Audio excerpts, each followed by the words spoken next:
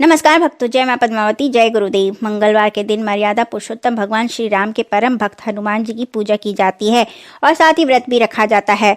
ऐसा मान्यता है कि मंगलवार के दिन हनुमान जी की पूजा करने से सभी प्रकार के दुख परेशानियां दूर हो जाती हैं और मनोकामनाएं भी पूरी होती हैं। शास्त्रों के अनुसार यदि कुंडली में मंगल ग्रह को मजबूत करना चाहते हैं तो हनुमान जी की पूजा लाभकारी होती है। यदि इस दिन कुछ विशेष उपाय कर लिए जाएं तो धन से जुड़ी समस्याएं भी दूर हो जाती हैं। यदि आप आर्थिक संकट से जूझ रहे हैं तो स्नान ध्यान के बाद मंगलवार को किसी मंदिर में जाकर जहां हनुमान जी की पूजा होती हो और चोला भी चढ़ता हो वहां जाएं। एक बार सुंदरकांड और 7 बार हनुमान चालीसा का पाठ करें। पूजा के दौरान हनुमान जी को कम से कम 7 लड्डुओं का भोग लगाएं। आपके आर्थिक संकट दूर हो जाएंगे। ज्योतिष शास्त्र के अनुसार मंगलवार के दिन यदि राम रक्षा स्तोत्र का पाठ किया जाता है तो मनुष्य के जीवन से सभी कष्ट दूर हो जाते हैं। स्नान ध्यान के बाद विधि विधान से हनुमान जी की पूजा करने के बाद चालीसा बजरंग बाण के साथ ही हनुमान रक्षा स्तोत्र का पाठ करना चाहिए। उसके बाद आरती गानी चाहिए। अगर आप पैसों से जुड़ी समस्या को दूर करना चाहते हैं तो मंगलवार के दिन ऋण मोचन मंगल स्तोत्र का पाठ करें। इस दिन कर्ज मुक्ति के लिए पाठ बहुत उत्तम फल प्रदान करता है और भाग्य में भी वृद्धि करता है।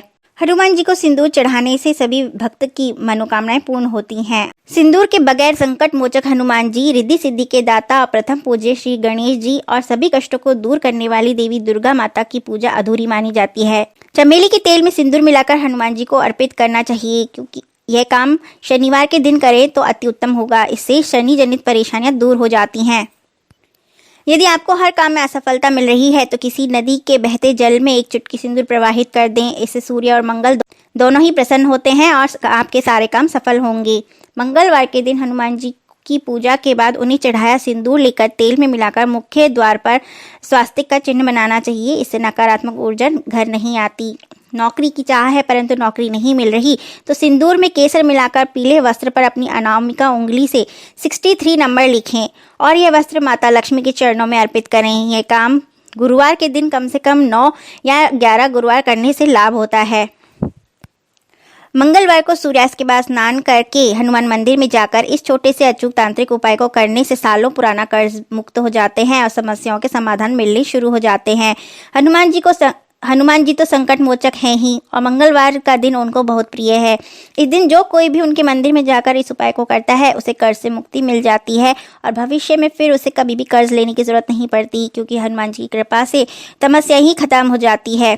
मंगलवार के दिन सूर्यास्त के बाद जरूर यह उपाय करने से आपको मुक्ति अवश्य मिलेगी। इस उपाय से कर्ज मुक्ति के साथ साथ शादी विवाह में हो रही देरी और धन संबंधित परेशानियां तो दूर हो ही जाती हैं। सारे संकट दूर हो जाते हैं। यह आप हनुमान मंदिर या घर पर भी कर सकते हैं। मंगलवार के दिन स्नान से निवृत्त होकर हनुमान जी के मंदिर चले जाएं या घर पर ही अपने घर के मंदिर में हनुमान जी के समक्ष खड़े हो जाएं। इस पर चमेली के तेल का एक दीपक जला दें। फिर हनुमान चालीसा यंत्र उनके चरणों में रख दें। दीपक जलाने के बाद लेटकर हनुमान जी के चरणों को स्पर्श करके दंडवत प्रणाम करें।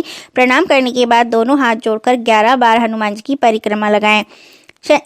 अब हनुमान जी को सफेद आंकड़े के फूलों की माला पहनाएं। हनुमान जी को एक पानी का नारियल भेंट करें। उनके सामने बैठकर उनके चरणों एवं गदा की सिंदूर अपने माथे और दोनों भुजाओं पर लगा लें।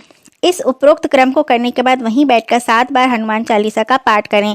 पाठ करते समय पीछे मुड़कर नहीं देखें, ना ही किसी से बात करें। अगर चालीसा याद है तो आंख बंद करके पाठ करें। जो भी हनुमान चालीसा यंत्र हनुमान जी के चरणों में रखा था उसे उठाकर हमेशा अपने साथ रखें।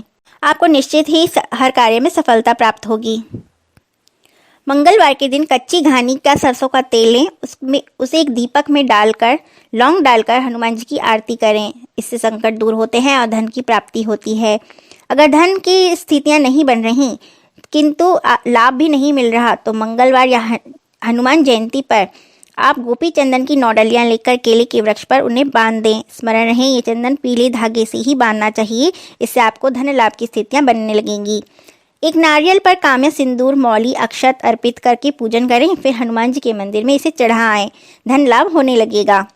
पीपल के वृक्ष की जड़ में तेल का दीपक जलाकर घर आ जाएं। पीछे मुड़कर ना देखें। इससे भी हनुमान जी की कृपा से आपको धन लाभ होने लगेगा। ये स्मरण रखना चाहिए कि हनुमान जी के लिए जब भी दीपक जलाया जाए वह चमेली का, तेल का या घी का हो तो वह उत्तम फल प्रदान करता है। हनुमान जी को लाल फूल प्रिय होते हैं, अतः उनकी पूजा में लाल फूल चढ़ाते हैं तो वे जल्दी ही प्रसन्न हो जाते हैं। हनुमान जी की मूर्ति को जल व पंचामृत से स्नान कराने के बाद सिंदूर में तिल का तेल मिलाकर लगाने से वे प्रसन्न होते हैं। हनुमान जी की साधना हमेशा पूर्व दिशा की ओर मुख करके ही करनी चाहिए।